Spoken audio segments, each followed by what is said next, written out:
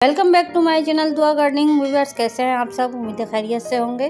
Viewers, जैसा कि आपको मालूम है, सर्दियों में फ्रूट के साथ साथ ज़्यादातर ड्राई फ्रूट भी इस्तेमाल किए जाते हैं, खाए जाते हैं।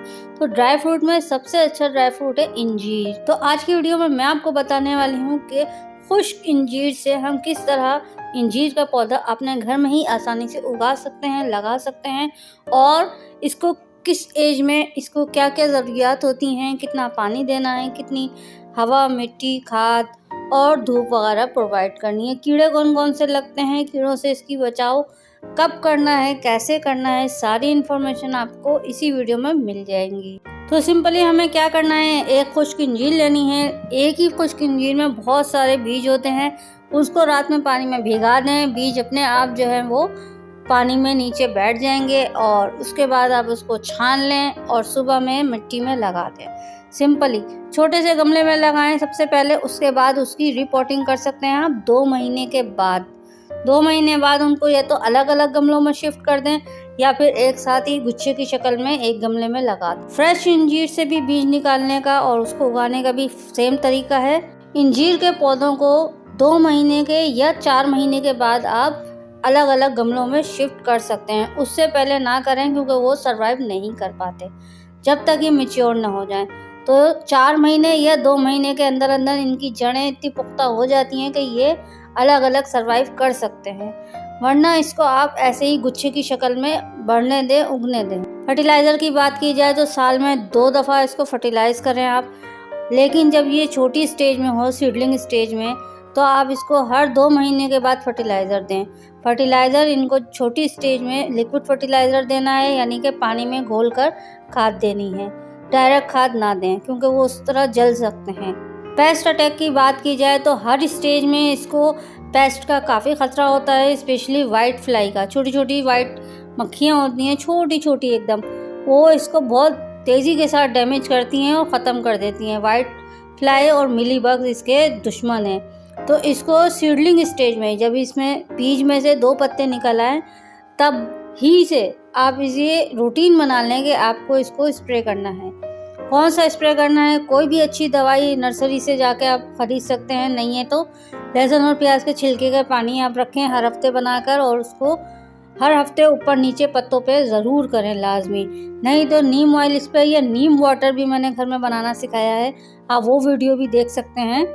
ऑर्गेनिक होममेड कीड़े मार दवाई या पेस्ट कंट्रोल स्प्रे किस तरह बना सकते हैं, उसकी कंप्लीट वीडियो बनी हुई है, आप डिस्क्रिप्शन में लिंक में दे दूंगी, जाके देख सकते हैं। रिपोर्टिंग का एक उसूल है कि रिपोर्टिंग आप हमेशा सख्त गर्मी और सख्त सर्दी में कभी भी ना करें।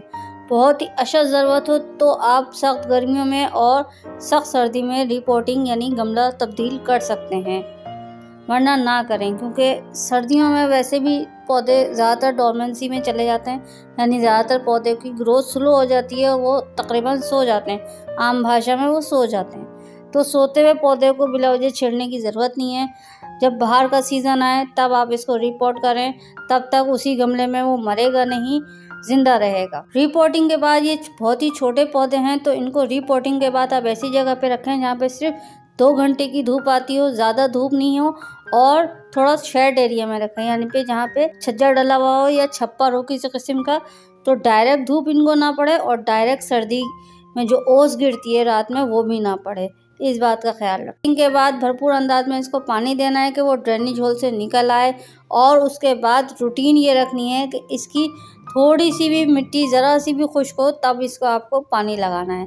अगर आप इसकी पूरी मिट्टी खुश्क हो जाए जब पानी लगाएंगे तो ज़ाहिर है छोटे पौधे हैं, ये सूख जाएंगे। इनमें इतनी मॉइस्चर होल्ड करने की सलाहियत नहीं होती है कि वो बर्दाश्त कर सकें कम पानी। रिपोर्टिंग के बाद सादा पानी देना है, इसको फर्टिलाइज़र वाला पानी नहीं देना है।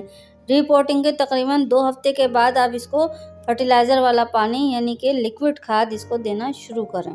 पौधे के सबसे नीचे वाले पत्ते काट दें ताकि वो ज़मीन से टच ना हो और वहाँ से फंगस पैदा ना हो और पौधा आपका सेहतमंद रहे।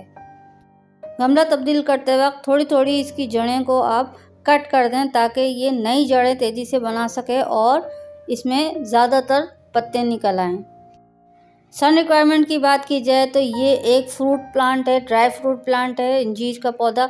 इसको फुल सन की भी ज़रूरत है, लेकिन इसको पार्शल शेड सन की ज़रूरत है। इस वक्त छोटी एज में है ये, तकरीबन 6 महीने के बाद आप इसको फुल सन में रख सकते हैं। अभी देख सकते हैं आप छोटी स्टेज में अगर आप फुल सन में रख देंगे इसको, यानी कि ज़्यादातर जहाँ धूप आती है सख्त धूप में रख देंगे तो ये सर्वाइव नहीं कर पाएगा। इस तरह इसके पत्ते तेज़ी से ब्राउन और ड्राई होना शुरू हो जाएंगे। इसके अलावा इसके लीव्स की प्रॉब्लम आती है, येलो होने लगते हैं।